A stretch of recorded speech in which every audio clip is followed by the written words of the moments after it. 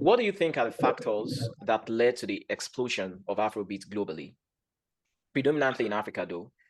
Um, you know, growing up in the 90s, early 2000s, getting an international feature was a big deal. It was an absolute big deal. But Yeah, today, Afrobeat artists casually feature American artists, and no one really cares anymore, to be honest. So, exactly. what do you think has led to, the incursion of Afrobeat into the American market? Because the truth is this: everyone, whether you're a movie producer, you're an artist, or what have you, you want to enter the American market. Everyone all over the world, because the moment you make it in America, you've made it all over the world. And Yeah. for years, Afrobeat artists tried their best to, you know, make that incursion into the American market. But let's say the past 5, 6, 7 years, they've done that.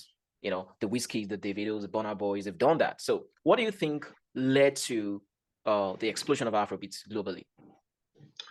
I think yeah, it has to be the well, I'm thinking I'm sure there will be a number of factors, but I'm thinking that American artists or global artists probably saw the rich they saw the rich sounds that's thriving in Afrobeats before, because if you look back to hip hop time, we didn't have so much sounds that we have in Afrobeats now in the era. So in the hip hop times, we only had, and that was why we had fewer collaborations in the hip hop times. So it's mostly Akon and Rick Ross.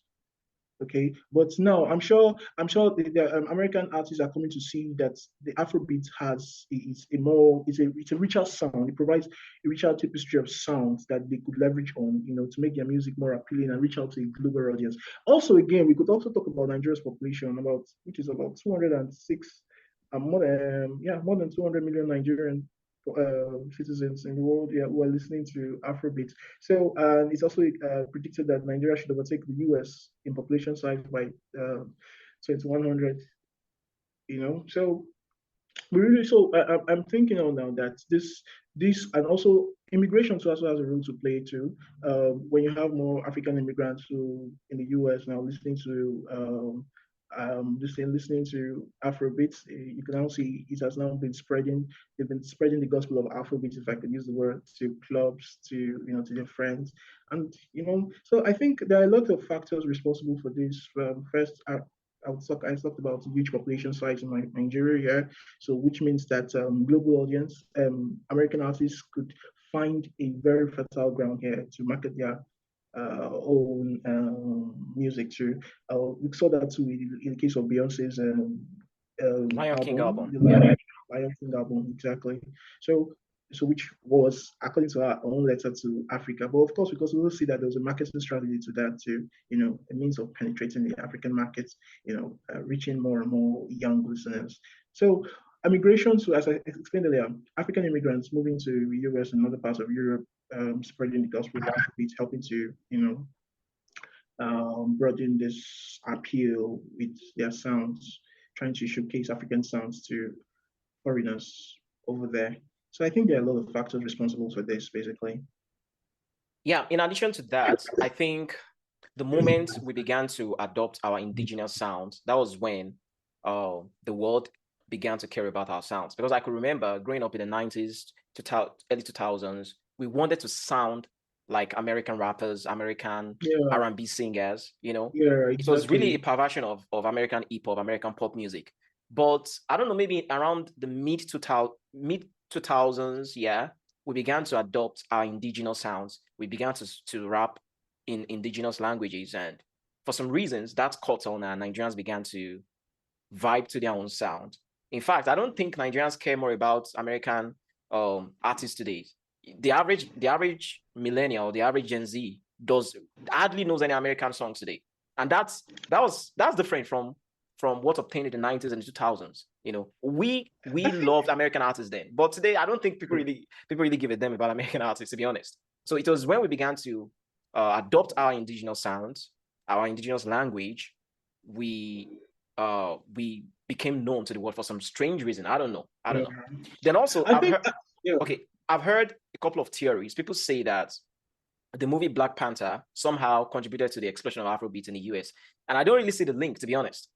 And I think so, like, some people also say the song "One Dance" by Drake featuring Wizkid somehow also led to the acceptance of Afrobeats in the US. Now, I don't know how true that really is, but people say that. So, anyways. Well. Maybe yeah. I could imagine that. Yes. That also contributed. I mean, that also contributed. Whiskey's crossover in the US. Global crossover. That one dance featuring on Drake's one dance was probably maybe not a catalyst, but was also just was a stepping stone in the global adoption or global adoption of Afrobeat, I would say. But yeah, you made a point basically about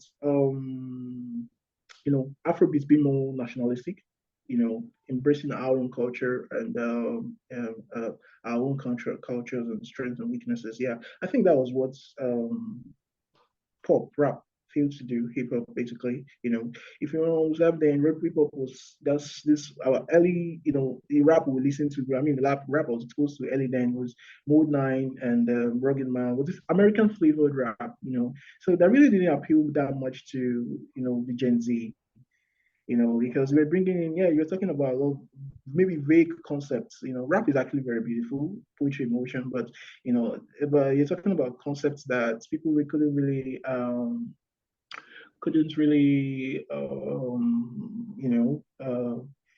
they couldn't really relate to, because of the sound of the music, because you were using this Americana, and that was what made, and that's what we saw an evolution in hip hop. We saw with the likes of that Green using indigenous rap and Olamide, and what we now have as known as street pop.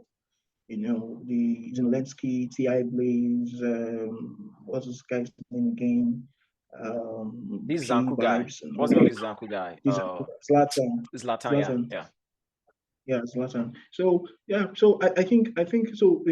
Afrobeat was more nationalistic in its outlook compared to the hip hop era. So our artists were more distanced from their audience. They still paraded that American swag.